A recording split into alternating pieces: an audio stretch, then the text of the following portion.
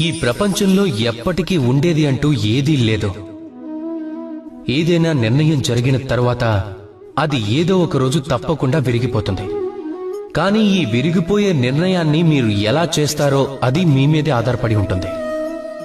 ఒకసారి ఆకాశంలోకి చూడండి. ఈ మేఘాలు ఇవి కూడా విరిగిపోతాయి. కానీ స్వయంగా విరగటంతో పాటు అవి వర్షాన్ని నిర్మిస్తాయి.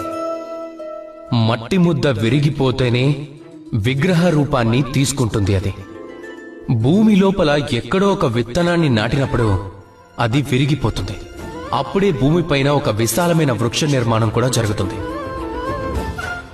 ఒకవేళ జీవితంలో ఏదైనా విరిగిపోతే అప్పుడు నిరాశ చెందకండి. మీ ధైర్యాన్ని కోల్పోకండి. సానుకూల దృష్టికోణంతో చూడటమే మంచిది. ఆలోచించండి. చెప్పాలంటే ఈ జీవితం మీకోసం దీనికన్నా అధికంగా ఏదైనా శ్రేష్టమైనది రచించి ఉంటుంది.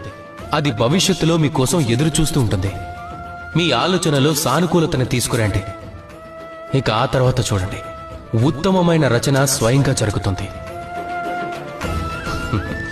రాధాకృష్ణ.